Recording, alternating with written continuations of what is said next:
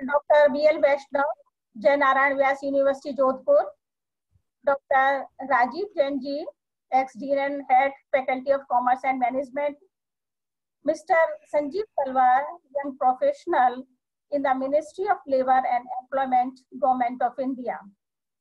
All participants, friends, and my dear students at our college national webinar. It gives me a warm welcome for everyone of you present in the interest of the success of this national webinar. Today, my knowledge, this is the only webinar in the present scenario where we can meet with our colleagues, college friends, pass out students, retired colleagues, and professors. Not only this, we can reunite on this platform our students' life friends who are settled out of India and within India in different fields. Once again, I welcome to all of you. Thank you. Thank you, ma'am. Now I hand over to my colleague, Dr. Suman Lata, for further proceeding. Thank you, ma'am. Welcome. Thank you, ma'am. अब मैं doctor Sarita Jain ji से आग्रह करूंगी कि वे professor Gopal Singh के विषय में हमें थोड़ा परिचय दें और हमें उनसे मिलवाएं। Doctor Sarita Jain. Am I audible? Yes. Am I audible? Yes, yes. Welcome to all in this webinar. Good evening.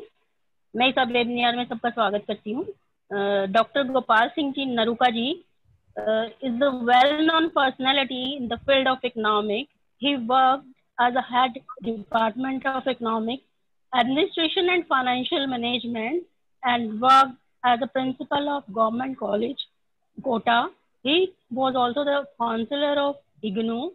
He worked as a former counselor to the Prime Minister Rozgar Yojana as well as SIDBI also. He has written more than 20 books. Above all, he is a keen speaker. His teaching experience is around 45 years. He has taught BCom, MCom, MPhil, and MBA classes. Moreover, there is a shortage of time. I have got so many pages of their achievements, but we want to hear Gopal Singh ji because he is a very keen speaker.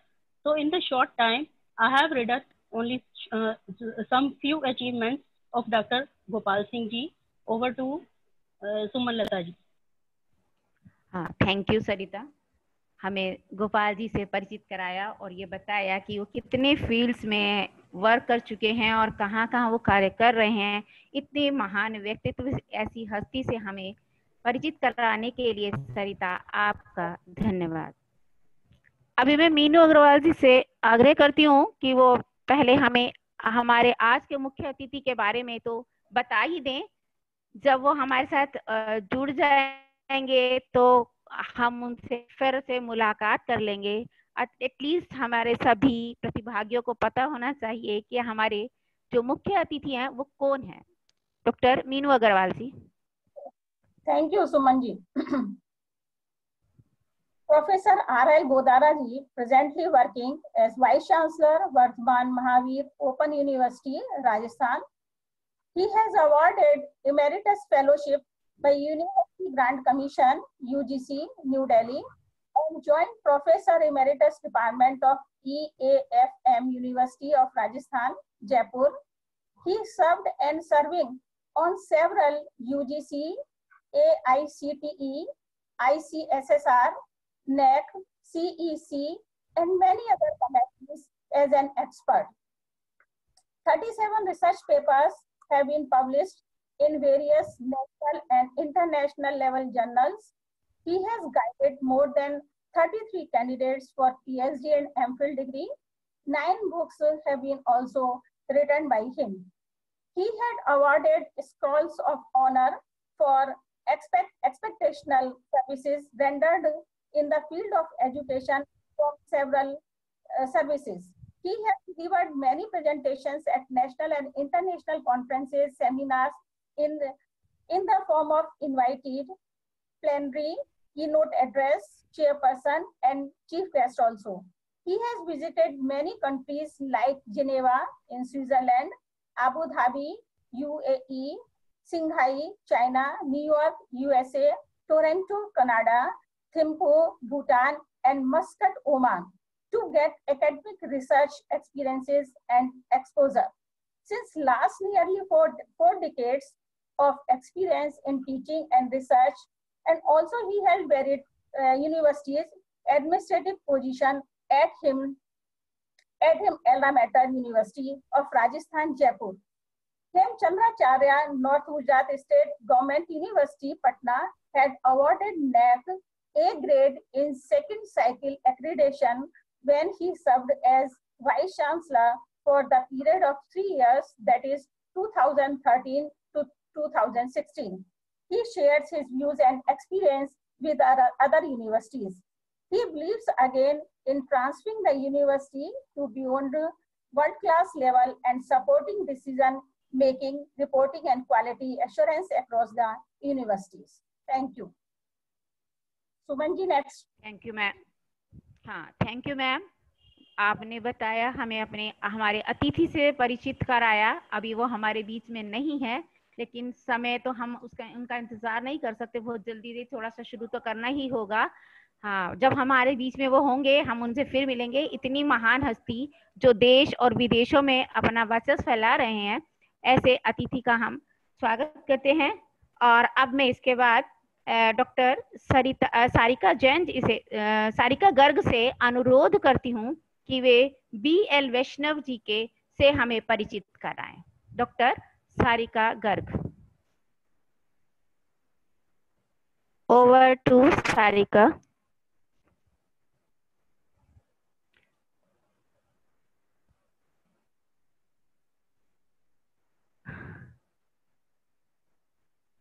Hello.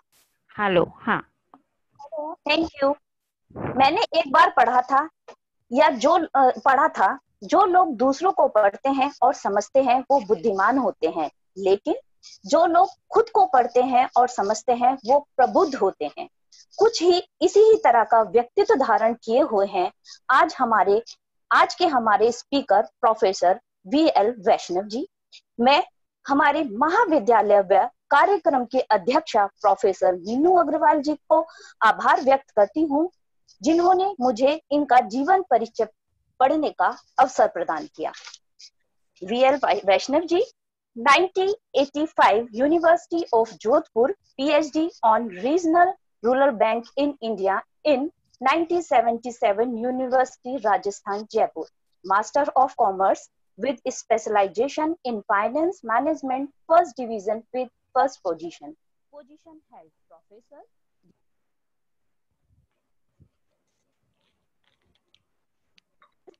Finance and Economics, Faculty of Commerce and Management Studies, JN Nyas University, Jodhpur. Achievement and Awards. Lifetime Achievement and Awards 2015 of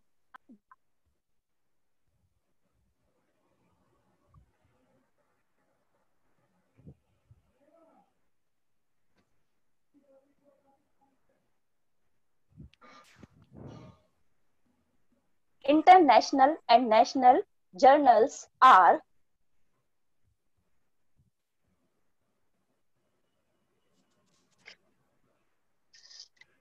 international journals are 31, article published in books are 11, academic discussion and talks delivered at AIR Jodhpur are 31. He has participated in many conferences and seminars as chairperson, co-person, keynote person, speaker, and resource person. University teaching experience is 32. Area of specialization are management, economics, and commerce. Position held JN Nyas University, Jodhpur. Director MPhil Program, Department of Business, Finance and Economics, elected member, academic counselor, proctor and NSS officer, executive member, JNVU Teachers Association member, member Flying Squad, Unfair Means Committee,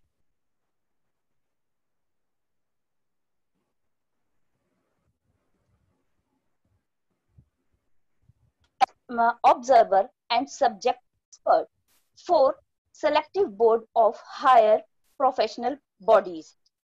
Experience in RPSE member, advisory committee for SLEF, position in national academic bodies, executive life member, Indian Society for Estive Incorporative, executive and life member, India Commerce Association, New Delhi, life member, Rajiv Gandhi Study Circle, New Delhi.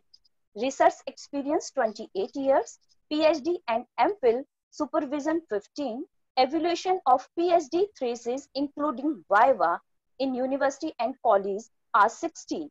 Author of books 4, resource of 4. Thank you. Thank you Sarika, बहुत अच्छे से हमें इतने प्रबुद्ध व्यक्ति से, ऐसे व्यक्तित्व से आपने हमें परिचित कराया।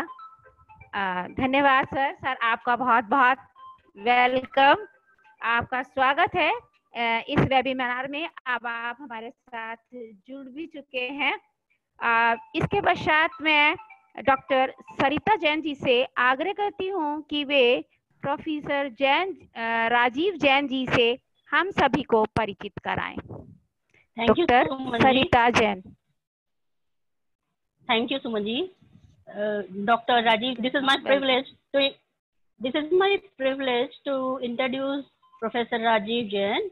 He is working as a director, Commerce and Management, JER CE University, Jaipur. He was ex-dean and head Faculty of Commerce and Management, University of Quetta. Professor Rajiv Jain is well known in the field of commerce and management. More than 20 books are published under their guidance.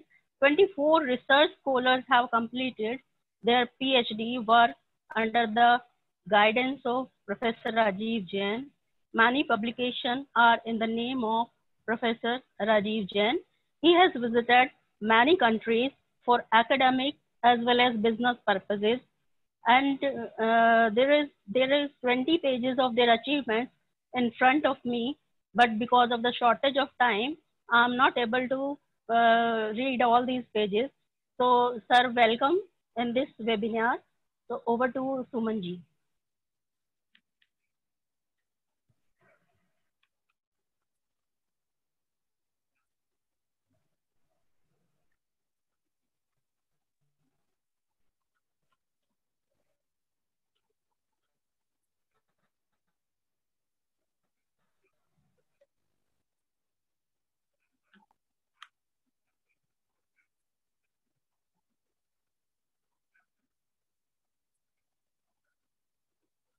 Hello, Suman. Hello.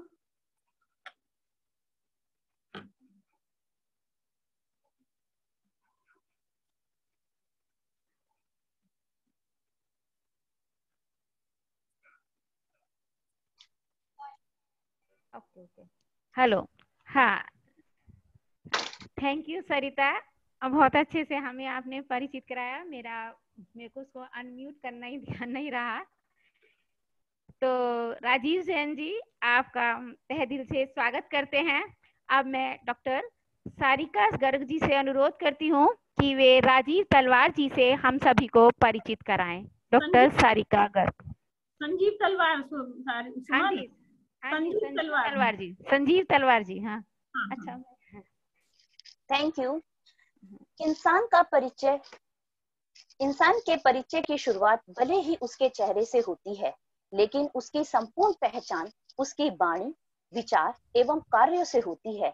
इसी ही तरह के हैं आज के हमारे speaker mister Sanjeev Talwar ji. Professional with 15 years experience in government advisory service related to consumer affairs, grievance, alternate dispute resolution, corporate communication, CSR, human resource, e-employment or career-related service, etc.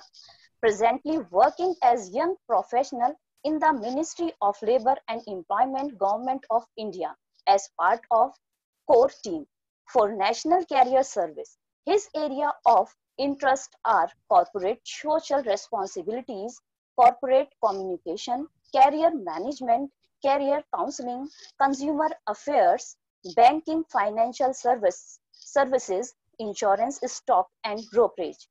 He is also SEBI certified education resource person, faculty for capital market since 2010. Thank you and welcome, sir.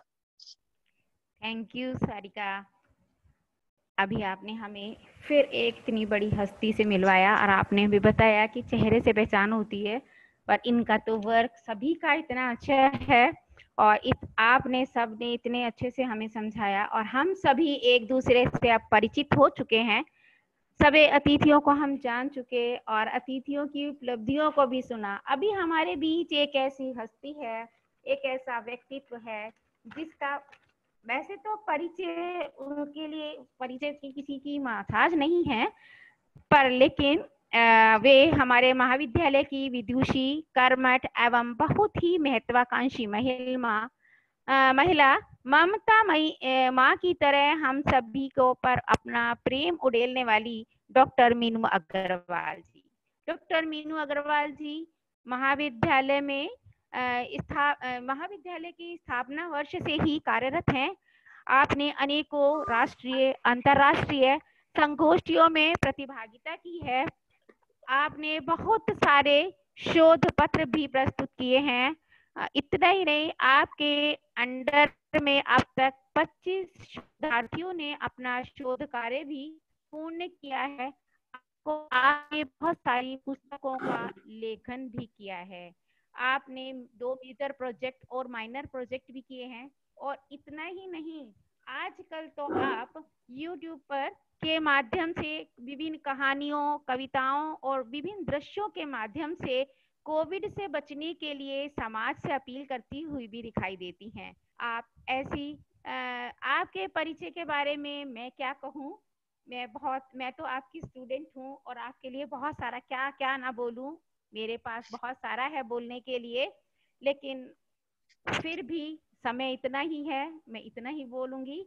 और आपका मैं तहे दिल से स्वागत करती हूँ और आपके प्रति आभार व्यक्त करती हूँ कि आपने मुझे इस कार्यक्रम के संचालन के लिए योग्य समझा और मुझे जो है इस कार्यभार को सौंपा। धन्यवाद मैम, जो आपने मुझे ये कार्य दिया। चलो अब हम आगे की ओर चलते हैं।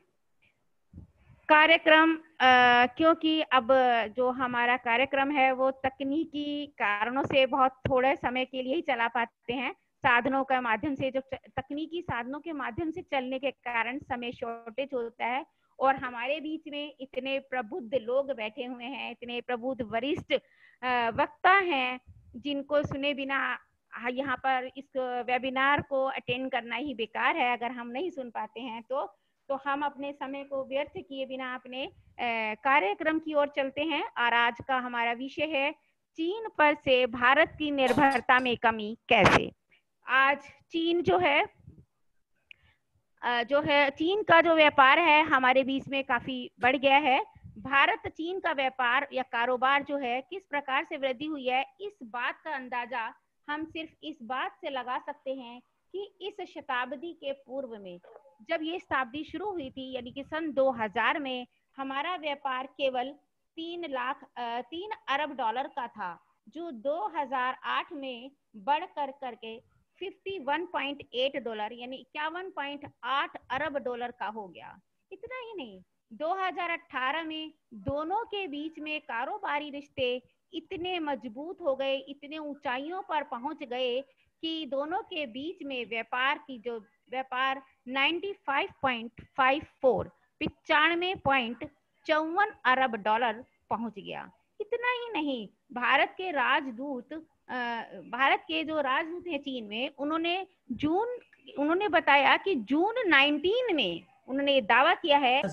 Varthaman open university Kota, respected professor Gopal Singh ji साहब, professor BL Vaishnav sir, mister Sanjeev Talwar, organizer of the webinar Professor Meenu Agarwal, convener of this web, and Dr. Suman Lata जी, जो कि बहुत अच्छे तरह से कन्वीन कर रही हैं। वैसे चीन पर निर्भरता में कमी कैसे, इस विषय के ऊपर यदि हम नेट से चीजों को डाउनलोड करते हैं तो बहुत सारी जानकारियां मिलती है। अब चूंकि अपना काफी समय इसको स्टार्ट करने में ही चला गया है, तो मैं केवल संक्षिप्त में अपनी बात को रखता हूं। India's dependency on the China in following sector, जो चाइना से हमारी डिपेंडेंसी है वो machineries, specially electrical machineries, semiconductors driven machinery, fertiliser, pharmaceutical और कंज्यूमर गुड में तो तबाह कर दिया है। इतनी एरिया में उन्होंने हमारे साथ में जुड़ाव रख रखा है, और जिसके डेटा 1900 कई सालों से इसको बता रहे हैं, और यहाँ तक कि क्या कहते हैं 18 और 19 सत्र में तो बहुत ऊंचाई तक इसको क्या कहते हैं इन्होंने एक्सपोर्ट किया है और हमने इंपोर्ट किया है। हमने एक्सपोर्ट बहुत कम किया है। उन डेटाज में नहीं जाकर के मैं तो केवल मात्र कुछ सॉल्यूशन की बात करता हूं, क्योंकि हमारा जो फोकस है वो कैसे हम चीन से निर्भरता को कम करें या खत्म करें। उसके अंतर्गत जो मेरे दिमाग में बात आती है वो पहली है कि इंक्रीजिंग स्मॉल मीडियम एंटरप्राइजेस। सबसे पहला जो सॉल्यूशन हो सकता है वो भारतवर्ष के अंतर्गत कि हम जितने भी लघु और मध्यम उद्योग हैं इन पर अपनी निर्भरता वापस से बढ़ाएं। शुरुआत से जब देश आजाद हुआ था तब बहुत ज्यादा हमने इन पे फोकस किया था, परंतु बीच में साइंस एंड टेक्नोलॉजी और एडवांसमेंट टेक्नोलॉजी की वजह से ये क्षेत्र पिछड़ गए थे।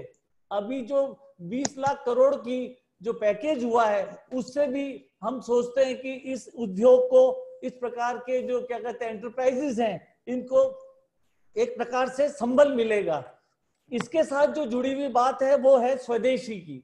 यदि यही सारे मीडियम और क्या कहते हैं स्मॉल स्केल एंटरप्राइजेस यदि हमारे यहाँ पर बहुत तेजी से वर्क करेंगे तो हमारा जो स्वदेशी की भावना है जो कि इस वक्त सबसे ज्यादा जरूरी है वो बहुत तेजी से विकसित हो पाएगी।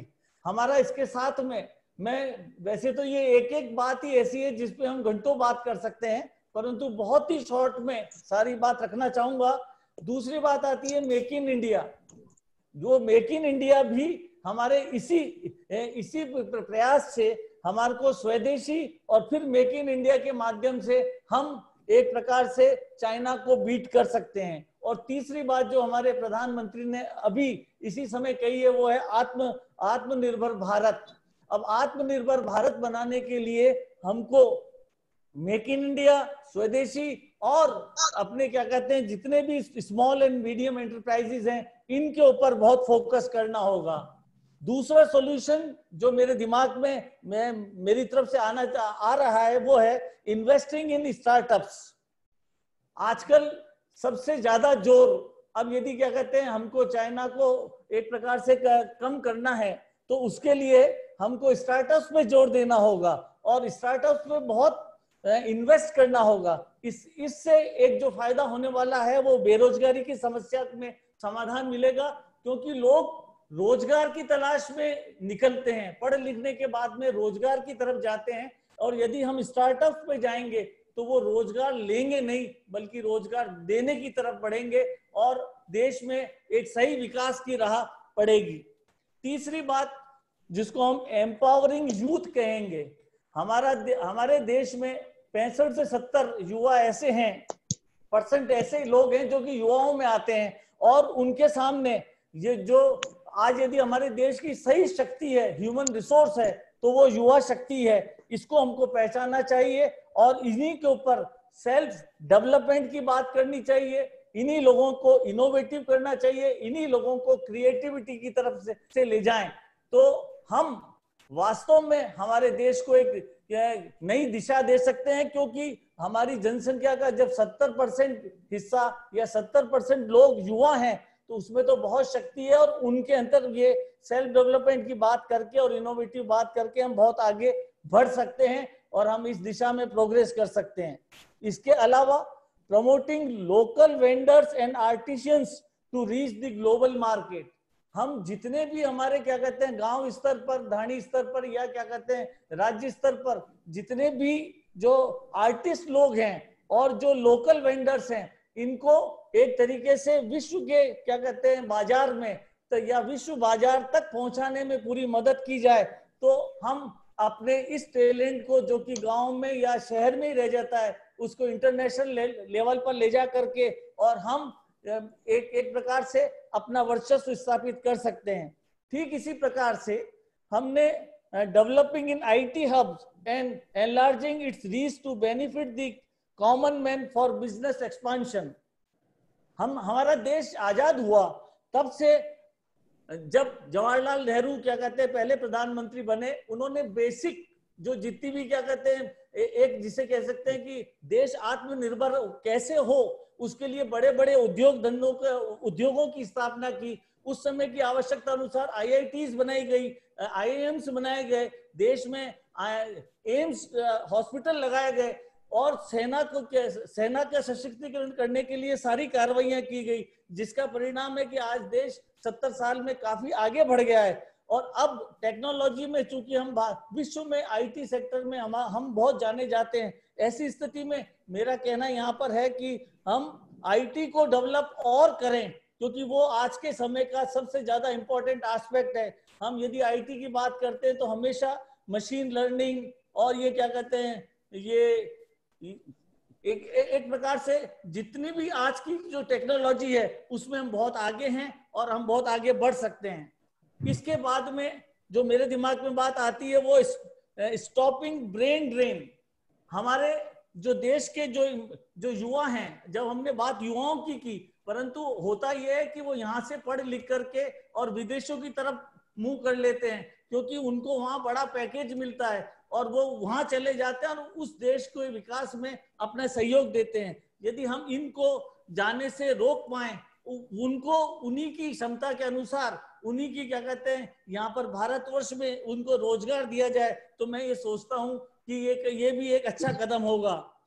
इसके अलावा एक आज की तारीख में सबसे ज्यादा बात इंटेलेक्चुअल प्रॉपर्टी राइट पर की जाती है।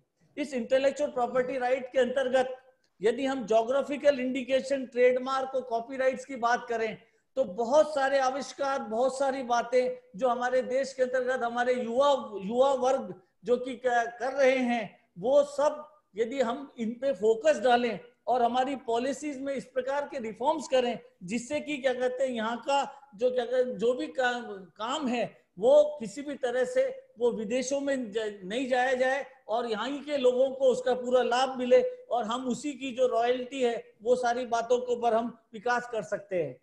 इसके ये जो कुछ बातें हैं, ये बातें कमोपेश मैं ये कह सकता हूं कि हमारे देश में की जा रही हैं, हम इसी रास्तों पर चल रहे हैं। परंतु being in the professor of the management, what I want to say कि हमें अब आउट ऑफ बॉक्स थिंकिंग करनी पड़ेगी। नहीं आ पा रही ना, वो बोल रहे हैं शायद नहीं आ पा रही हमको, तो अब हम आपसे अनुरोध करते हैं कि आप हमें समझाइए और बताइए कि हम किस तरह से हम चीन से डिपेंडेंसी को कम कर सकते हैं। Yes madam, good afternoon to everyone. Professor RL. Godara ji, former Vice Chancellor of Patan and the present Vice Chancellor of Kota Open University, the great academician of India, Professor Dr. Gopal Singh ji from Kota, and Rajiv ji Jain, and the young entrepreneur from the Labour Ministry, and dynamic principal of Gini Devi College, Minu ji Agrawal, followed by Sumit Lata ji, Sarita ji, and Sarika ji. The very good subject, present context में जो आपने रखा है कि हम China पर निर्भरता कम कर सकते हैं, बिल्कुल कर सकते हैं कम, लेकिन इसके पहले मैं आपका ध्यान इस बात की ओर ले जाना चाहूंगा कि चाइना की इकोनॉमी इतनी स्ट्रांग क्यों हुई थी, उसके पीछे क्या कारण था। 1988 में जो चीन की जो पॉलिसी है हर समय सीमा पर विवाद करने की, इसी सिलसिले में राजीव गांधी जी 1988 में चाइना गए थे सीमा के विवाद सुलझाने के लिए। उधर वहां पर चीन में जो लीडर थे दंग सियाओपिंग, जिन्हें चाइनीज इकोनॉमी का के रिवॉल्यूशन का जो है आर्थिक जनक माना जाता है, तो उनकी यह मान्यता थी कि अगर हमें वैश्विक विभिन्न देशों से अगर संबंध बनाए रखना है तो हमें व्यापार को बढ़ाना होगा। और इसी दिशा के अंतर्गत राजीव गांधी ने और जो है ये तंग सियाओपिंग ने जो है इसके संदर्भ में काम किया।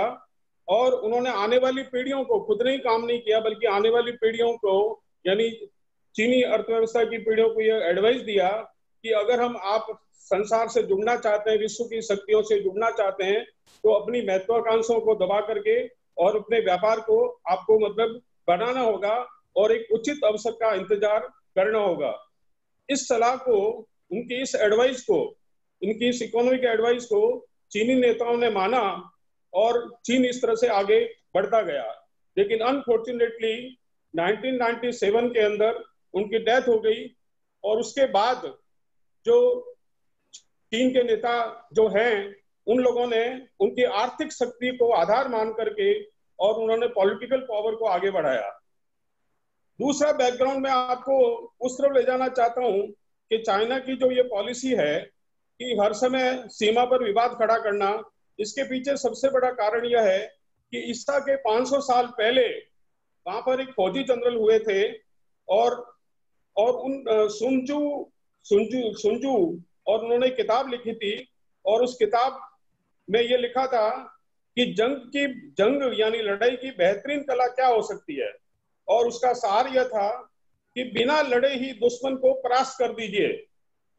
तो इस किताब को चीन में मतलब काफी मान्यता मिली और उस विचार को जो है वो चीन का लोहा माना जाने लगा, जैसे भारत में चाणक्य नीति को लोहा माना जाता है। और इस प्रकार से चीन के द्वारा समय समय पर सीमाओं के ऊपर विवाद जो है वो खड़े किए जाते रहे हैं। लेकिन भारतीय सेना को इस बात को समझते हुए, जैसे कि मैं आपका ध्यान सुंदरकांड की उस चौपाई की तरफ ले जाना चाहूंगा कि जिसमें विनय न मानत जल्दी जन गए 3 दिन बीती, बोले राम सकोप तब भय बिन होई न प्रीति। और उसके आगे ये कहा है कि सठ सन विनय कुटिल सन प्रीति, यानी इसका अभिप्राय यह है कि नियम और कायदे उन देशों के लिए मान्य होते हैं जो उनका मान रखते हैं, जो उनका सम्मान करते हैं। लेकिन अगर उनका मान नहीं रखते हैं तो उन देशों को जो है वो भय बताना चाहिए। और वो भय जो है वो चीन के बताना आवश्यक है, जैसा कि हम इस समय करने जा रहे हैं। और ये भय बताने की जो नीति है, या तो व्यापार में नुकसान पहुंचा करके की जा सकती है या सीमा पर लड़ाई जो है वो जारी करके की जा सकती है। उसके बाद में जो मीनू जी अग्रवाल ने जो सब्जेक्ट रखा है, इसके ऊपर मैं आता हूं कि क्या हम चाइना की इंडिपेंडेंसी को हम कम कर सकते हैं? बिल्कुल कर सकते हैं। और उसके लिए आप सभी लोगों के मन में या एकेडमिशियन के दिमाग में या एक प्रबुद्ध नागरिक के नाते 3-4 शंकाएं आपके दिमाग में आना आवश्यक है।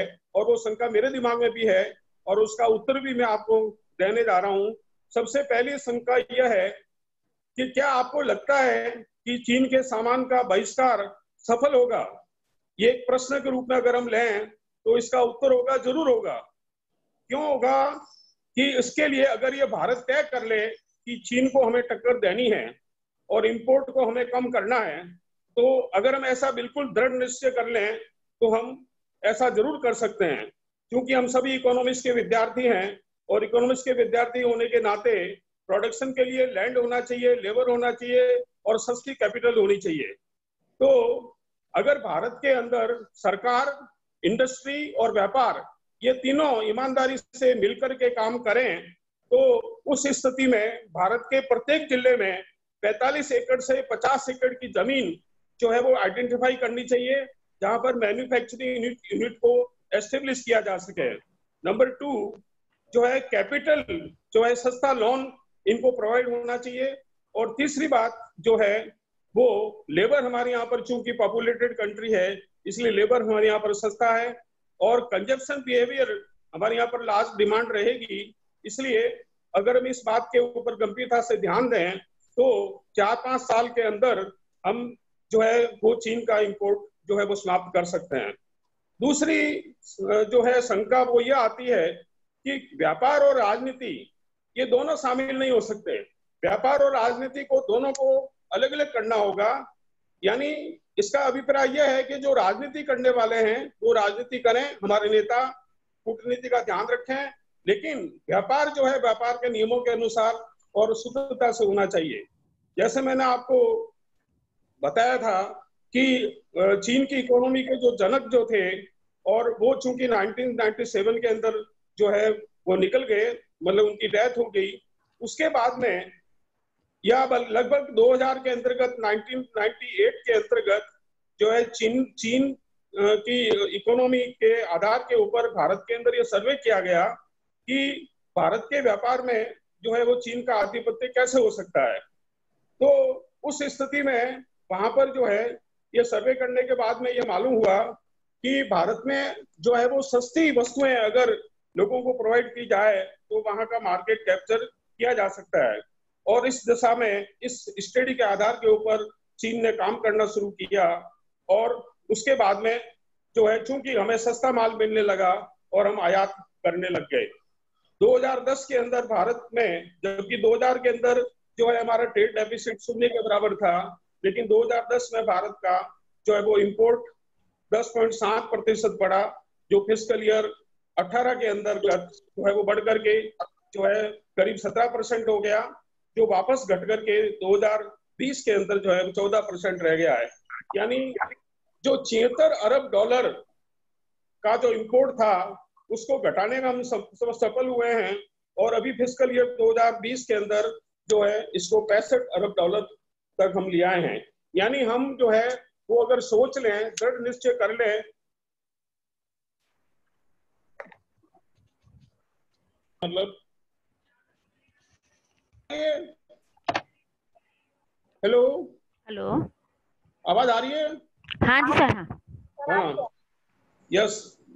तो अगर हम ये तय कर लें तो जैसा मैंने कहा कि 76 अरब डॉलर से हम आयात घटा करके 65 अरब डॉलर तक ले आए हैं और इसमें सबसे बड़ा योगदान जो है वो confederation of federation of all India trade यानी कैट जो है एक व्यापारियों के एसोसिएशन है जो इसके ऊपर कर रही है। हेलो, हाँ हाँ सर, आ रही है आवाज। उसके बाद में तीसरी शंका जो है वो यह है कि चीन का सामान सस्ता होता है। ये हम सब सोचते हैं कि चीन का सामान सस्ता होता है इसलिए हम इसका बहिष्कार नहीं कर पाएंगे और क्या इससे महंगाई नहीं बढ़ेगी अगर ऐसा हम करते हैं तो इसका उत्तर यह है कि ये बात गलत है। चीन का सामान सस्ता होता है, ये अगर हम विचार करें तो फिनिश प्रोडक्ट जो भी है भारत का और चाइना का, अगर 80% अगर उसको हम सर्वे करें तो हम पाएंगे कि चीनी उत्पाद में और भारत के उत्पाद के अंदर उनके जो मूल्य हैं करीब करीब समान है। भारतीय उत्पाद जो है वो क्वालिटी की निगाह से बहुत ज्यादा बेटर है, जबकि चाइना का प्रोडक्ट जो है वो बड़ा सस्ता माना जाता है और उसके बारे में एक कहावत है कि यूज एंड थ्रो। जबकि भारत का जो उत्पाद है वो हम मल्टीपल यूज कर सकते हैं, जबकि हमारी उत्पाद की रेपुटेशन चाइना के उत्पाद से ज्यादा है। इसके अलावा भारत तैयार माल की तुलना में कच्चा माल, कल पुर्जे और टेक्नोलॉजी उत्पाद का निर्यात भारत को करता है। हेलो हेलो, हाँ, यस।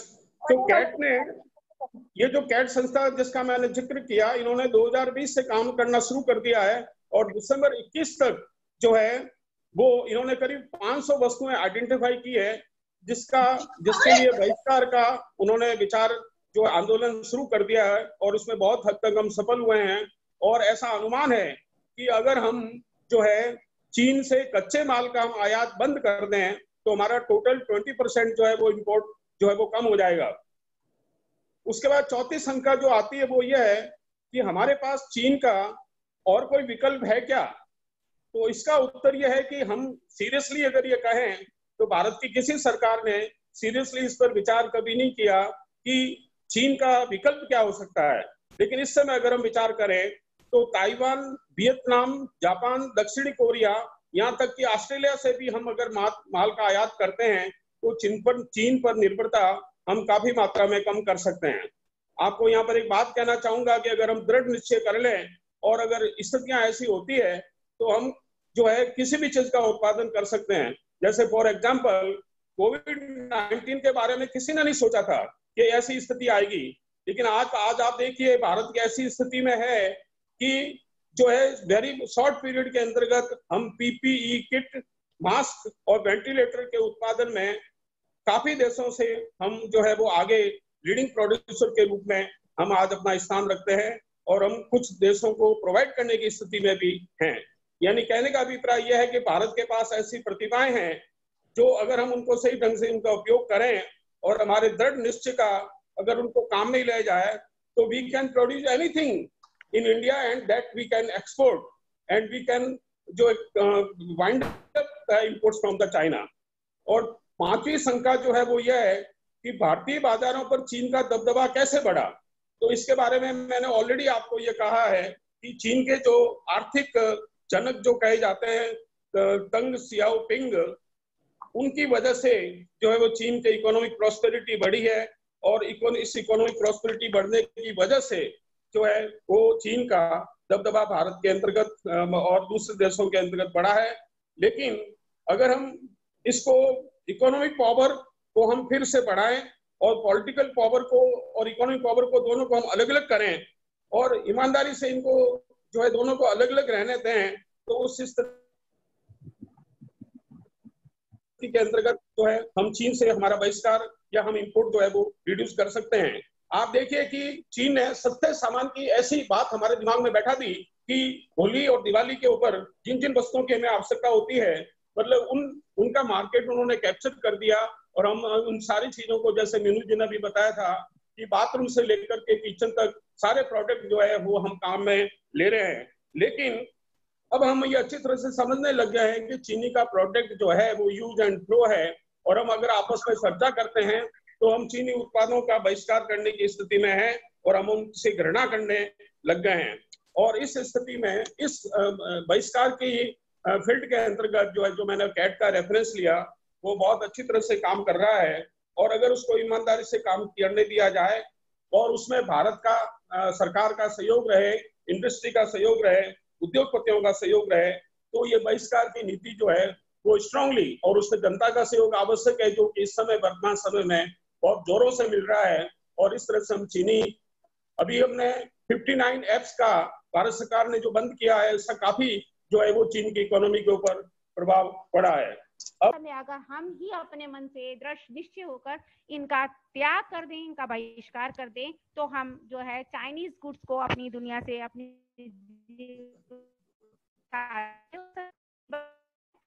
अच्छी वस्तुएं अपने देश में मिलेंगी तो हम विदेशी वस्तुओं का क्या करें। अब मैं संजीव तलवार जी से आग्रह करती हूँ, प्रार्थना करती हूँ कि उन्हें बहुत वेट करते हुए बहुत देर हो गई है तो आप हमें अपने विचारों से अवगत कराएं कि किस प्रकार से हम जो है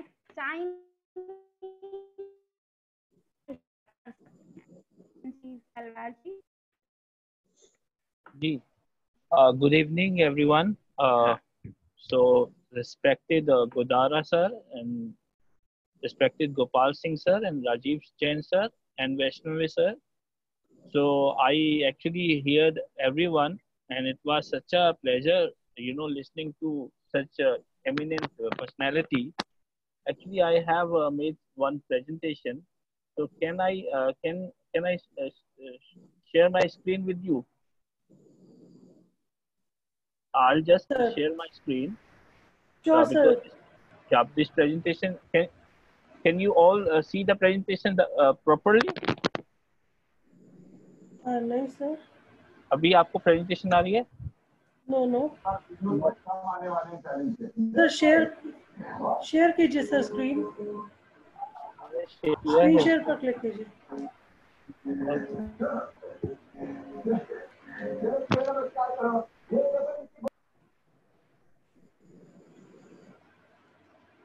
Yeah. Now, can you view the presentation? No, sir. Huh? No, sir. No. I have shared the screen actually. So that is the issue. Can I?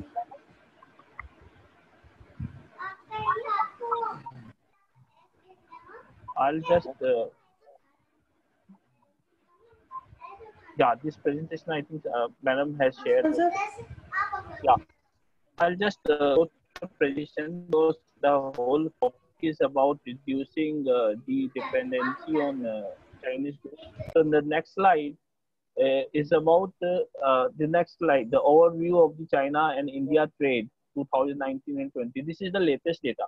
तो अभी आप जो डेटा देख रहे हो इसमें आप जो अपने लेफ्ट हैंड साइड पे आपको दिखाई दे रहा है वो है इम्पोर्टेड आइटम जो हम इंपोर्ट कर रहे हैं और हम इंपोर्ट कर रहे हैं 65.1 बिलियन का। ये जो डेटा आपको दिखाई दे रहा है अभी ये जो तीसरी आपकी स्लाइड है, हेलो, अभी आप कोई स्लाइड देख पा रहे हैं? हाँ, दिस स्लाइड ना, इसमें आप एक चीज देखेंगे जो कि बहुत ही इम्पोर्टेंट है कि आप 2018, 19 और 20 में 18 में 2018 में सबसे ज्यादा हमारा जो है ना इंपोर्ट था चाइना से, लेकिन 19 में हमारा कम हुआ और 20 में वो सेम रहा। तो अब क्योंकि 2020 चल रहा है तो अब हमारा 21 और 22 में हमको इसको जैसे जो कोविड-19 का हमको कर्व को फ्लैटर करना है, now we have to reduce this, you know, जो ये हमारा कर्व है इसको रिड्यूस करना है। उसको करने के लिए क्या क्या सोल्यूशन है, उस सोल्यूशन पे ही डिस्कस करने के लिए जो है ये मैंने प्रेजेंटेशन बनाई है। तो नेक्स्ट स्लाइड में हम आपको बताएंगे कि इसको किस तरीके से रिड्यूस किया जा सकता है। So how to reduce dependency on China? सबसे पहला है कि हमको सब्स्टिट्यूट खोजना होगा जो हम इंपोर्ट करते हैं चाइना से। और सबसे ज्यादा हम चाइना से जो इंपोर्ट करते हैं वो करते हैं केमिकल्स एंड ऑटोमोटिव कंपोनेंट्स। आप सबको पता है कि हमारी जो भी अभी जो इलेक्ट्रॉनिक गाड़ियां आ रही हैं, जो अभी हमको पहले भी हमको डीजल और जो पेट्रोल की जो कार्स हैं अब उनको चेंज करके इलेक्ट्रॉनिक व्हीकल लेके आ रहे हैं। इसमें जो कंपोनेंट्स लगते हैं ये सब चाइना से आने थे, लेकिन गवर्नमेंट के इनिशिएटिव से जो गवर्नमेंट कंपनीज है जैसे टाटा मोटर्स की इंडियन कंपनी है और गवर्नमेंट की BHEL कंपनीज हैं वो खुद ये कंपोनेंट्स बना रहे हैं। तो हमको सब्स्टिट्यूट खोजना होगा हर एक चीज का, जैसे बाइसिकल्स के पार्ट्स हैं या एग्रो बेस्ड आइटम्स हैं, हैंडीक्राफ्ट है। हैंडीक्राफ्ट की जब बात आती है तो इसमें सब कुछ शामिल है जो आप दिवाली पे यूज करते हैं, चाहे वो आपकी पूजा का सामान हो।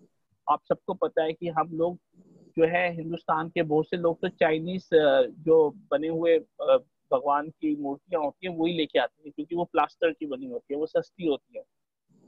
तो हमको दोबारा अपने रूट्स पे वापस जाना होगा। हमको ध्यान रखना होगा कि हम ये हैंडीक्राफ्ट जो हमारे देश का सबसे गाँव में सबसे बड़ा रोजगार का जो है ना वो हैंडीक्राफ्ट है, उसको हमको दोबारा से पुश करना होगा ना। इसके अलावा ड्रग फॉर्मुलेशन जो है इसमें हम सब, आप सबको पता होगा कि इंडिया की फार्मा कंपनीज जो हैं वो वर्ल्ड फेमस फार्मा कंपनी है और इंडिया जो है बहुत नंबर 1-2 पे है फार्मा के एक्सपोर्ट पे। जितनी भी हमारी दवाइयां हैं कोविड-19 में भी HCQ जो है सब जगह पे इम्पोर्ट हुई। हम अपनी फार्मा कंपनी में दवाई तो बनाते हैं लेकिन जो उसका API होता है उसे कहते हैं फार्मास्यूटिकल, जो कि रॉ मटेरियल होता है वो हम चाइना से इंपोर्ट करते हैं। इसका हमको सब्स्टिट्यूट निकालना होगा। जब हमारा सब्स्टिट्यूट या तो हमारे देश में तैयार मिल जाए, नहीं तो चाइना के अलावा भी कुछ कंट्रीज हैं जहां से ये सब्स्टिट्यूट हमको मिल सकता है, जैसे कि इंडोनेशिया है, साउथ कोरिया है। तो इन कंट्रीज से हम अपना जो है सब्स्टिट्यूट ले सकते हैं जब तक हम ये सब्स्टिट्यूट अपने देश में तैयार ना करें। इसके अलावा जो सर ने भी पहले बात की थी कि हमको MSME को, इंडियन कंपनीज को जो है ना पुश करवाना पड़ेगा, और वो पुश करने का ये सबसे सही समय है। क्यों सही समय है? क्योंकि आप सब लोग जो हैं इकोनॉमिक्स डिपार्टमेंट से हैं, तो आपको पता होगा कि हिंदुस्तान की व्यापारियों की जो दशा है वो इस समय बहुत ही खराब है। और सबसे ज्यादा जरूरी है कि हम अपने लोकल व्यापारी को, अपने एमएसएमई को, अपने उन लोगों को जो कि हमसे व्यापार करते हैं उनको जो है साथ दें। तो उनके लिए हमको ऐसी स्कीम्स लेके आनी होगी गवर्नमेंट को, और आई थिंक वो गवर्नमेंट लेके आ भी रही है, कि कोई भी व्यापारी ऐसा सब्सिट्यूट बनाता है जो कि चाइना की प्रोडक्ट की मांग की भरपाई करता है हिंदुस्तान में। जैसा कि अभी मैं आपको एक एग्जांपल दूं, जो हम मोबाइल यूज करते हैं कंज्यूमर इलेक्ट्रॉनिक्स में, तो जितने भी मोबाइल हैं आपके जियोमी के हो गए, और आपका वीवो है, अप्पो है, ये सब चाइनीज कंपनीज।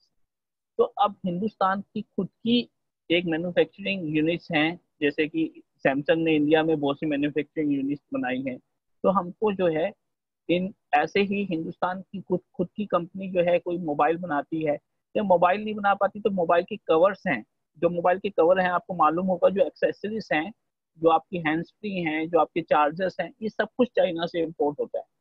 करोड़ बाग की मार्केट में, आप दोपहर मार्केट में सब कुछ चाइना से इम्पोर्ट माल मिलेगा। तो हमको यही माल अपने एमएसएमई के थ्रू अपने देश में इसको सब्स्टिट्यूट मेकर्स को पुश करना चाहिए, उनको सब्सिडी देनी चाहिए कि वो हिंदुस्तान में वो माल बनाए, जिससे कि हमको इम्पोर्ट करने की जरूरत ना पड़े। इसके अलावा हमको अपना पूरा का पूरा इकोनॉमी को रिस्ट्रक्चर करना पड़ेगा, जिससे कि हमारा डोमेस्टिक प्रोडक्शन जो है वो सभी मेजर प्रोडक्ट की बनाए। अब जैसे कि मेजर कंज्यूमर ड्यूरेबल प्रोडक्ट जो है, आपकी वॉशिंग मशीन से लेके एसी को ले लीजिए, सबसे ज्यादा अभी मैं आपको आगे की स्लाइड में बताऊंगा कि क्या हमारा जो है सबसे ज्यादा किस पे हमको फोकस करना चाहिए। इसके अलावा ऐसा नहीं है कि हम चाइना से सिर्फ इम्पोर्ट ही करते हैं, चाइना को हम एक्सपोर्ट भी करते हैं। जैसे कि एक्सपोर्ट में हम सोयाबीन एक्सपोर्ट करते हैं, रेप सीड मील जो होता है खाने की वस्तुएं हैं, शुगर है, फार्मास्यूटिकल्स हैं। जैसे मैंने आपको बताया कि हिंदुस्तान की फार्मास्यूटिकल कंपनीज जो हैं वो विश्व प्रसिद्ध हैं, तो हम अपनी फार्मास्यूटिकल्स की बहुत सी दवाइयां जो हैं चाइना को एक्सपोर्ट करते हैं। इसके अलावा मिल्क और मिल्क प्रोडक्ट जो हैं, और आपके जो ये जितने भी कॉर्न मेज एंड जितनी भी प्रोडक्ट हैं खाने की वस्तुएं, वो चाइना को एक्सपोर्ट की जाती है। नेक्स्ट स्लाइड में अगर नेक्स्ट स्लाइड किया जा सके, शिखा मैडम अब नेक्स्ट स्लाइड कर दीजिए। हाँ, तो इसमें आप देखिए कि ये जो है ना कंज्यूमर इलेक्ट्रॉनिक्स एंड अप्लायंसेस के बारे में है। हमारा 58% जो हमारी कंज्यूमर इलेक्ट्रॉनिक्स हैं वो चाइना से कहीं ना कहीं तक उनको डिपेंडेंसी है। आप मानेंगे नहीं कि हिंदुस्तान में जो हमारा सामान बिकता है, एसी से लेके वॉशिंग मशीन तक हो, वो जो अगर बिक रहा है हिंदुस्तान में, तो उसके जो कंपोनेंट्स होते हैं, मतलब पूरा का पूरा एसी जो है वो चाइना से जो है आयात नहीं होता।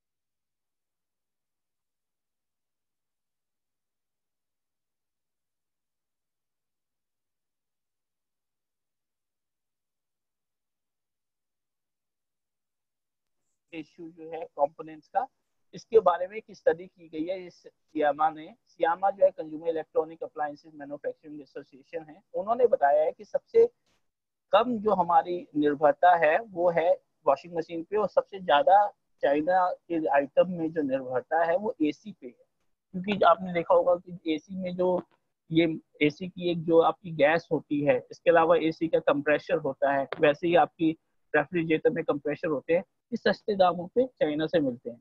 और हमारी जो लोकल इंडस्ट्री है वो अब इसको बनाती नहीं, क्योंकि ये सस्ते दामों से जो व्यापारी है वो इम्पोर्ट करके मंगवा लेता है और उसको फायदा हो जाता है। तो हमको सोल्यूशन क्या है? सोल्यूशन हमको देखना होगा सबसे पहले कि या तो हम अपने देश में बनाए, नहीं तो फर्स्ट है कि to find alternative which is available globally. ऐसा नहीं है कि चीन का सामान जो अगर हमको जो सस्ते दाम पे मिलता है वो किसी और देश से नहीं मिल सकता। जैसे आपको मालूम है सैमसंग है वो साउथ कोरिया की कंपनी, इसी प्रकार से चाइना से संबंधित बहुत सी कंपनीज हैं जो कि अलग अलग साउथ ईस्ट एशिया जो है, जिसको हम आसियान के मुल्क कहते हैं, वहाँ पे अवेलेबल है। वहाँ से हम तब तक उनको जो है सामान ला सकते हैं और मंगवा सकते हैं जब तक कि हम लोकली उसका डेवलप ना करें। सेकंड पॉइंट है फेस्ड मैन्युफैक्चरिंग प्रोग्राम। गवर्नमेंट को भी और इंडस्ट्री को भी एक फेस मैनर पर जो है ना मैन्युफैक्चरिंग करनी पड़ेगी। जैसे कि कोविड आया तो हमारी जो इंडस्ट्री है उन्होंने किस तरीके से सैनिटाइजर बना लिए, कैसे पीपीपी बना ली, जो सर ने भी बताया कि हमारे देश में पीपीपी जो है 1 लाख पीपीपी रोज बन जाती है, तो वो कैसे बन गई, उसके लिए हमको इम्पोर्ट तो नहीं करना हुआ। तो अगर हम फेस हम वार जोन से जो है ना युद्ध स्तर से हम ये काम करेंगे ना, तो हम ये मैन्युफैक्चरिंग जो है हिंदुस्तान में कर सकते हैं। इसके अलावा हमको एक डेवलप करना पड़ेगा कंपोनेंट का इकोसिस्टम। आपको पता है जो ऑटोमोटिव है, ऑटोमोबाइल्स इंडस्ट्री इंडिया की जो है नंबर 5 है दुनिया की, लेकिन इसके जो कंपोनेंट्स है ना, इनकी एक इंडस्ट्री को हमको जो है ग्रो करना होगा। हमारे बहुत से शहर हैं जहाँ पर ऑटोमोबाइल्स की इंडस्ट्रीज की जहाँ पर जो है विकसित करने की बहुत सी गुंजाइश है, और गवर्नमेंट को भी उसको देखना होगा, और एमएसएमई को भी, और इंडस्ट्री को भी, सीआईआई को भी, इन सबको एक साथ काम करना होगा। जब तक वो काम करते हैं, लोगों को चाहिए कि वो इन सोल्यूशन की तरफ काम करें। नेक्स्ट स्लाइड में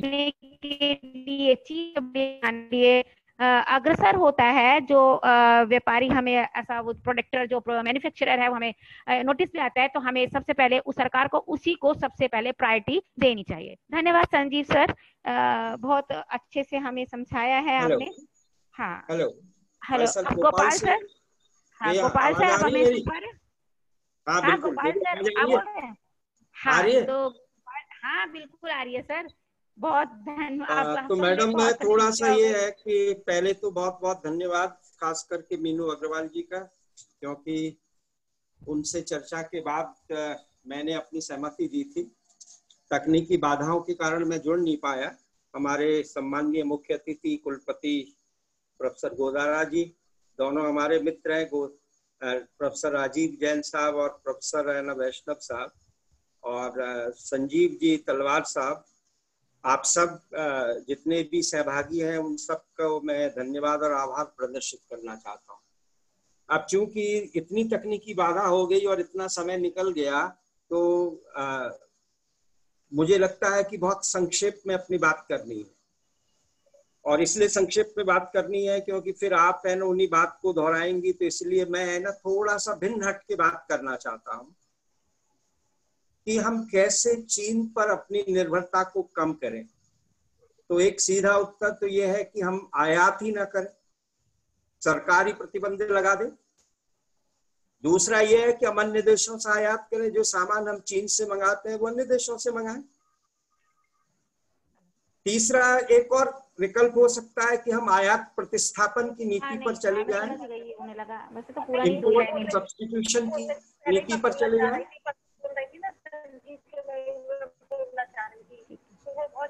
मेरी आवाज आ रही है ना? हम आयात प्रतिस्थापन की नीति पर चले जाएं, और आयात इसीलिए है ना हम लोगों के पास ये 3 ऑप्शंस है ना कुल मिला के मुझे जो नजर आते हैं कि हम एक तो आयात ही बिल्कुल ना करें, बिल्कुल बंद कर दें। आयात नहीं करें उसकी 2 स्थितियां हैं, एक तो सरकार प्रतिबंध लगाए और दूसरा जनता उसका बहिष्कार करे।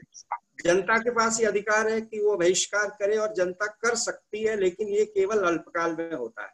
दीर्घ काल में जनता केवल उसी चीज के पीछे भागती है जो सस्ती और अच्छी होती है, चीप एंड बेस्ट होती है। पूरी दुनिया में जितने भी उपभोक्ता हैं उनका एक ही धर्म है, अच्छी वस्तु होनी चाहिए, सस्ती वस्तु होनी चाहिए। अनुष्का म्यूट हो गया है क्या? हेलो, आवाज आ रही है मेरी? आ रही है सर। अच्छा आ रही है। तो हम सवाल ये उठता है कि यदि हम भारत सरकार जो बैन लगाने की बात आती है तो हमको WTO के ऊपर जाना पड़ेगा। WTO के मेंबर हम भी हैं और चाइना भी है, और WTO की शर्तों के अंतर्गत केवल 2 स्थितियों में हम आयातों पर प्रतिबंध लगा सकते हैं। एक तो सुरक्षा कारणों की वजह से, जैसा भी हमने 59 एप्स पे लगाया, BSNL और MTNL वाली बात हमने कही, मैं जाना नहीं चाहता डिटेल्स में उसे। और दूसरा ये है कि यदि कोई देश डंपिंग करता है, राशिपातन करता है, और इसका अर्थ ये है कि जब कोई देश, जब चीन जानबूझ करके अपनी वस्तुओं को उत्पादन लागत से कम लागत पर हमारे देश में बेचना चाहता है, हमारे बाजार पर आधिपत्य और कब्जा करने के लिए, तो ऐसी स्थिति में हम आयात कर लगा सकते हैं या उसे प्रतिबंधित कर सकते हैं। तो ये 2 स्थिति है, 2, इसके अलावा तीसरी स्थिति कोई है ही नहीं कि जहां आप बैन कर सकें। इसलिए सरकार के पास ऑप्शन नहीं है, जनता के पास ऑप्शन है। सरकार के पास ऑप्शन तब है वो WTO से आए बाहर। चीन भी हमारी वस्तुओं को बैन 2 स्थितियों में कर सकता, तीसरी स्थिति में नहीं कर सकता। प्रश्न उठता है कि जब हम बैन नहीं कर सकते, और मैंने जब ये कहा कि जनता में अभी जो जोश है वो अल्पकाल के लिए, स्वदेशी का आंदोलन महात्मा गांधी ने भी चलाया था, कितने दिन चला? पंडित आप देखते हैं स्वदेशी कब से चल रहा है इस देश में, जब है ना वाजपेयी साहब प्रधानमंत्री बने, कितना चला, कितना हम आगे बढ़े। तो उस बात को हमको है ना ये ध्यान में रखना पड़ेगा कि हमें तीसरी जो एक स्थिति बनती है वो ये है कि जो सबसे सुंदर उपाय हो सकता है दीर्घकालिक दृष्टि से, वो ये है कि हम अपनी प्रतिस्पर्धात्मक शक्ति को बढ़ाएं। और प्रतिस्पर्धात्मक शक्ति को बढ़ाने का अर्थ ये है कि उत्पादन और उत्पादकता बढ़ाने पर जोर हो। हम उत्पादन बढ़ाएं, जो चीज हमारे यहाँ नहीं बन रही है उन्हें बनाने की कोशिश करें, जो चीज हम बना रहे हैं उसे कम लागत पर अच्छी बनाएं। और इसके लिए मैं एक शब्द काम में ले रहा हूं इंग्लिश में, enhancement of production capacity and productivity. Enhancement of production capacity and productivity ये दीर्घकालिक उपाय है जिससे कि हम वैकल्पिक उत्पाद, जिसको सब्स्टिट्यूट कहते हैं, वो भी पैदा कर सकते हैं, और जो उत्पाद है उनको हम अधिक मात्रा में निर्यात भी कर सकते हैं। लेकिन ये करना क्या पड़ेगा, इसके लिए इस पर आना पड़ेगा। मुझे थोड़ा सा मैं अलग हट करके बिल्कुल शुद्ध अर्थशास्त्र पर आना चाहता हूं, क्योंकि उस पर ज्यादा जोर नहीं दिया गया है, और उसके बिना हमारी अर्थव्यवस्था मजबूत भी नहीं हो सकती। सबसे पहला आप यदि मान लीजिए चीन को ही देखते हैं या दुनिया के अन्य देशों को देखते हैं, उत्पादन बढ़ाने के लिए घरेलू निवेश को बढ़ाना पड़ेगा। चीन का जो GDI है, ग्रॉस डोमेस्टिक इन्वेस्टमेंट है, वो भारत से 70% अधिक है। और दुर्भाग्यपूर्ण स्थिति ये है कि इस देश में 1997 से लगातार हमारा GDI ग्रॉस डोमेस्टिक इन्वेस्टमेंट घट रहा है। आज हमारा ग्रॉस डोमेस्टिक इन्वेस्टमेंट करीब 29-30% है, 29% से थोड़ा नीचे, 30% मान लीजिए। यदि हम इसे बढ़ा करके 36-37% पर ले आ सकते हैं तो हम भी 10% विकास की दर प्राप्त कर सकते हैं। उसके लिए साथ एक दूसरी शर्त और है, वो दूसरी शर्त क्या है, वो है इंक्रीमेंटल कैपिटल आउटपुट रेशियो, जो पूंजी और उत्पादक की कार्यक्षमता को नापता है। वो हमारे यहाँ पर जो ICOR है, इंक्रीमेंटल कैपिटल आउटपुट रेशियो, वो आज 4% है। इसका मतलब ये है कि हम एक उत्पादन इकाई बनाने के लिए 4 रुपए खर्च करते हैं, इसे घटा करके यदि हम 3.5 रुपए कर लें, 2 काम यदि हम कर लें, तो हम इस देश में जो ग्रोथ हमारे लिए सपना थी, डबल डिजिट 10% ग्रोथ रेट, वो हम प्राप्त कर सकते हैं 12 वर्षों के अंतर्गत, और चीन को टक्कर देने की स्थिति मान सकते हैं। एक तो यह है हमें कम से कम 7 और 8% ग्रॉस डोमेस्टिक इन्वेस्टमेंट बढ़ाना पड़ेगा, और दूसरा हमें कैपिटल आउटपुट रेशियो को घटाना है, और उसे घटा करके हमें 4 से 3.5 और 3% पर लाना है। तो हम चीन को टक्कर दे सकते हैं, दुनिया के किसी दूसरे देश को टक्कर दे सकते हैं। तीसरी बात मैं कहना चाहता हूं, क्योंकि मैं डिस्कशन को थोड़ा सा है ना अकादमिक स्तर पर ले जाना चाहता हूं, वो ये है कि हमारा जो PLR है, प्राइम लेंडिंग रेट है, इस समय 12% ऑन एन एवरेज। जब हम उद्योगपतियों को ऋण देते हैं वो 12% उस पे देते हैं, चाइना उसे 8% पर देता है। और उसके पीछे रीजन ये है कि जो इंटरेस्ट स्प्रेड है, हम जिस पर जमा लेते हैं और उधार देते हैं, वो हमारे यहाँ 3.4% है, जबकि चीन में 2.6% है। तो यदि हम ब्याज की दरों को घटा सकते हैं, और इस मामले में सरकार का कोई योगदान हो सकता है, सरकार अपनी तरफ से बहुत सारी चीजें करने की कोशिश करती है, और सरकार के ऊपर है ना इंडस्ट्री लॉबी का, जनता की लॉबी का दबाव भी बनाया जा सकता है। उसके लिए हमें करना पड़ेगा, एक काम और करना पड़ेगा, क्रेडिट टेक ऑफ को हमको बढ़ाना पड़ेगा। उसके लिए एक तो जरूरी है कि रेट ऑफ इंटरेस्ट घटे, दूसरा यह है कि विलिंगनेस टू गिव लोन बढ़े। आज स्थिति यह है कि हमारे पास देश में 5.8 ट्रिलियन लिक्विडिटी जाता है बैंकों के पास बेकार पड़ी, 5.8 ट्रिलियन।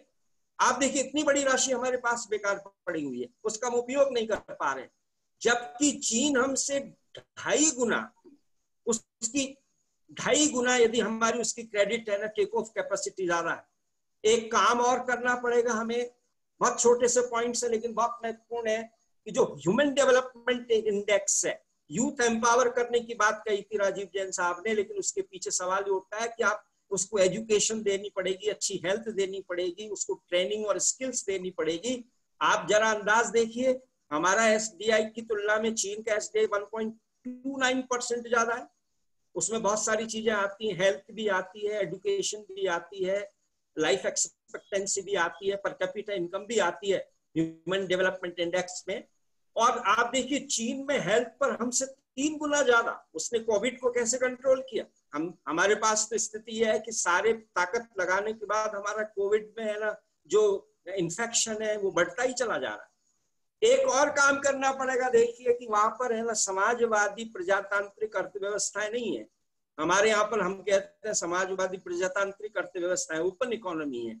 वहां जो फिस्कल डिसेंट्रलाइजेशन है, चाइना में देखिए केंद्र सरकार राज्य सरकारों को लगभग 51.5% अपनी कर आमदनी को देती है। हमारे देश में अभी जो लेटेस्ट फाइनेंस कमीशन था उसने 42% देने की रिकमेंडेशन की है, और किसी भी कुल मिलाकर के अभी 42% गया नहीं है। तो स्टेट को जो ग्राउंड लेवल पर काम करते हैं उनको ऑटोनॉमी हमको देनी पड़ेगी, और उसके लिए कहीं कहीं जाके आना पड़ेगा। एक और काम करना पड़ेगा, यदि ग्रोथ को प्रोपेल करना है तो जनसंख्या को रोकने की जरूरत है। या जनसंख्या बढ़ने की दर वहां चीन में 1% और हमारे यहाँ पर गिरा कर हम कितना लेके आए, 1.7% लेके आए। आप देखिए, मैं एक फिगर देना चाहता हूं, 1952 में चीन की जनसंख्या हमसे 57% अधिक थी, और आज की तारीख में ये मुश्किल से 7-8% ज्यादा है, 7 to 8%। उसने कितनी जनसंख्या को नियंत्रित किया, और हमारे यहाँ पर देखते हैं कि जनसंख्या को कुछ दिनों बाद आप देखेंगे कि हम जनसंख्या के मामले में विश्व में प्रथम स्थान पर आ जाएंगे। जहां तक एसएमएच की बात है, हम लोग सब सहमत हैं। यहाँ गवर्नमेंट सपोर्ट की बात आती है, और खास करके मैं ये कहना चाहता हूं कि गांवों में जो रूरल सेक्टर है उसमें एग्रो बेस्ड इंडस्ट्रीज में वैल्यू एडिशन की बहुत गुंजाइश है, और पिछले ईश्वर की दया रही है जिसकी वजह से हम सस्टेन कर पाए डेवलपमेंट में, वो है ना एग्रीकल्चर रहा है। आज इस वर्ष भी 5% से ज्यादा करीब ग्रोथ आने की उम्मीद है। तो वहाँ एग्रो इंडस्ट्री, मैं जिस एरिया से आता हूँ वहां पर लहसुन बहुत होता है, धनिया बहुत होता है, हिंदुस्तान की सबसे बड़ी धनिया की मंडी है रामगंज मंडी में, लेकिन वैल्यू एडिशन नहीं है। हमारे यहाँ पर एग्रीकल्चर यूनिवर्सिटीज में उसके बाद भी बहुत मामूली से काम हुए, कहीं न कहीं उसकी आवश्यकता नजर आती है। और एक काम जो लास्ट में हम जब जाकर के बात करते हैं वो आती है गुड गवर्नेंस पर आकर के चली जाती है।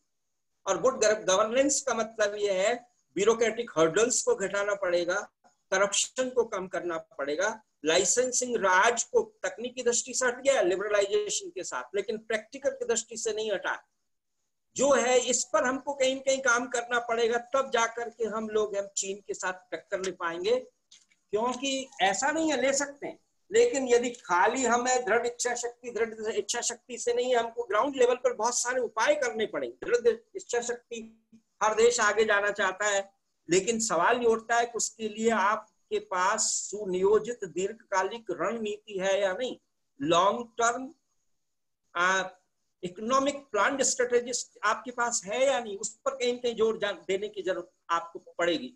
और इसीलिए मैं एक उदाहरण देना चाहता हूं आपको कि हम लोग कॉम्पीट कर सकते हैं, कैपेबिलिटी है हमारे अंदर, लेकिन डिलीवरी नहीं है, हमारी परफॉर्मेंस नहीं है। प्रोमिसेस बहुत है, परफॉर्मेंस उस हिसाब से नहीं है। कोई भी सरकार आती है, हम बात नहीं करना चाहते उस दृष्टि से। और मैं एक बात और कहना चाहता हूं कि जैसे है ना वैष्णव साहब ने कहा, मैं बिल्कुल एक बात से सहमत नहीं हूं कि व्यापार नीति अलग होगी और राजनीति अलग होगी, हो ही नहीं सकता, क्योंकि अर्थशास्त्र का दूसरा नाम ही पॉलिटिकल इकोनॉमी सारी दुनिया में शुरू से रहा है। इकोनॉमिक पॉलिसी, चाहे फिस्कल पॉलिसी हो, मॉनेटरी पॉलिसी हो, एक्सियम पॉलिसी हो, आपकी एग्रीकल्चर पॉलिसी हो, कॉमर्शियल पॉलिसी हो, आपकी कोई भी पॉलिसी हो, वो कौन बनाता है? सरकार बनाती है, सरकार के द्वारा। इसलिए सरकार का सहयोग, चीन में जो है ना एक्सपोर्ट जो ओरिएंटेशन आया है, चीन का जो मैन्युफैक्चरिंग हब है उसमें बहुत बड़ा रोल एमएसएमईज का है, लेकिन वहां पर गवर्नमेंट की सब्सिडी बहुत ज्यादा है, एक्सपोर्ट करने वाले उद्योगों को प्राथमिकता वहां दी जाती है। तो नेचुरली उस प्रकार की स्ट्रेटेजी बनानी पड़ेगी, और उसके लिए आपको क्या करना पड़ेगा कि कॉम्प्रहेंसिव इकोनॉमिक इंडस्ट्रियल सर्वे करना पड़ेगा जिसके आधार पर ये पता करना पड़ेगा कि कौन से सेक्टर्स ऐसे हैं जहां पर है ना ग्रोथ की गुंजाइश ज्यादा है, जिनको हम लोग फर्स्ट, जो लो इनकम कंज्यूमर्स हैं वो ज्यादा प्राइस सेंसिटिव होते हैं, हाई इनकम कंज्यूमर्स है ना लेस प्राइस सेंसिटिव होते हैं। हमारे यहाँ हाई इनकम लोग कितने हैं? 1% लोगों के पास इस देश का 60% धन है, और आप ही देखिए 99% लोगों के पास 40% धन है। तो और आप आगे जाएंगे तो लोगों की इतनी डिस्पैरिटीज ऑफ इनकम है, वो क्या करेगा? उसके लिए मजबूरी है, वो है ना कल की बात नहीं सोचता, वो आज की बात सोचता है। तो जहां अच्छा में सस्ता मिलेगा वो उस पर जाएगा, वो क्वालिटी को भी नहीं देगा। तो आप पैदा कीजिए ना, किसने रोक रखा है? Who detained you? Government should make the policies, should promote the people, should give the assistance to the people so that they can do whatever they can do in the best form of quality and cost. तो cost को घटाना है, quality को सुधार करना है, नए नए प्रतिस्थापित सब्स्टिट्यूट्स आपको पैदा करने हैं, तब आपके कॉम्पीट कर सकेंगे। केवल ये कह देने से कि भाई हम लोग है ना हम कर सकते से नहीं है। You have to do a lot, और इसके लिए आप शॉर्ट पीरियड में है ना बिल्कुल नहीं कर सकते। आप इसके लिए लंबा समय चाहिए। शॉर्ट पीरियड में केवल जो नॉन एसेंशियल कंज्यूमर आइटम्स हैं केवल उनका आप बहिष्कार कर लीजिए, दीर्घ काल में वो भी नहीं कर पाएंगे। आम जनता, आप ही देखिए कुछ लोग है ना, कितना पूरे शहर में, आप पूरी दुनिया में आंदोलन हो रहा है क्या? आप गांव में जाके कहाँ आंदोलन हो रहा है? किसी जगह देखिए चाइना की चीजों का बहिष्कार किया जा रहा है, मुझे बता दीजिए किस गाँव में हुआ, और हुआ तो वो पॉलिटिकली मोटिवेटेड है। सवाल उठता है, कुछ लोग कर रहे हैं, अच्छी बात है, हम भी चाहते हैं कि हम अपनी देश की चीजों का, हम क्यों चाहेंगे कि हम बाहर की चीजों का, अल्टीमेटली चीन पर ही डिपेंडेंसी घटानी नहीं है आपको, है ना। दूसरे करती हूँ कि वो सभी अतिथियों का धन्यवाद करे, क्योंकि मैं तो कर ही रही हूँ, साथ साथ धन्यवाद, बहुत अच्छे सा हमको इतना समझाया सिखाया। और अभी सभी प्रतिभागियों के लिए जो ये सूचना है कि एक फीडबैक फॉर्म जो है वो अभी इसके पश्चात चैट बॉक्स में आ जाएगा, आप उसे भर लीजिएगा और इसका टर्नओवर उसका आपसे आधे घंटे बाद ही होगा। Professor Meenu Agarwal ji. Thank you Suman ji. मैं अपने सभी स्टाफ मेंबर्स की तरफ से अपने सभी अतिथियों को, प्रोफेसर RL गोदारा जी थोड़ी देर के लिए आए थे पर किसी वजह से हमारा उनसे ज्यादा इंटरेक्शन नहीं हो पाया। Doctor Gopal Singh ji, professor BL Vaishnav ji, professor Rajiv Jain ji and mister Sanjeev Talwar ji, आप सभी ने हमको बहुत अपना अमूल्य समय दिया, उस सब के लिए मैं बहुत बहुत आप सब लोगों की आभारी हूँ। साथ साथ मेरा अपना स्टाफ, डॉक्टर सुमन लता, डॉक्टर सरिता जैन, डॉक्टर सारिका गर्ग, इन सभी की मैं तहे दिल से आभारी हूँ जिन्होंने इसको बहुत अच्छे से संभाला। इसके अतिरिक्त बिना IT सेक्टर के हमारा कार्य चल ही नहीं सकता है, जिसमें मिस सुष्मिता त्यागी, मिस शर्मा और मिस ज्योति वाला ये पर्दे के पीछे से काम करने वाले होते हैं और इनका सहयोग, बहुत ज्यादा सहयोग होता है। इनके बिना तो हमारा काम ही संभव नहीं हो सकता, हम ये वेबिनार कर ही नहीं सकते थे। तो एक बार पुनः मैं सभी को अपने तहे दिल से धन्यवाद ज्ञापित करती हूँ, सभी पार्टिसिपेंट्स का, स्टूडेंट्स का, अपने कलीग्स का और अपने सभी गेस्ट का बहुत बहुत धन्यवाद है। और ये आशा करती हूँ कि भविष्य में डाल दो लिंक, डाल दो कराएंगे तो उन सभी में आपके सहयोग की आवश्यकता होगी।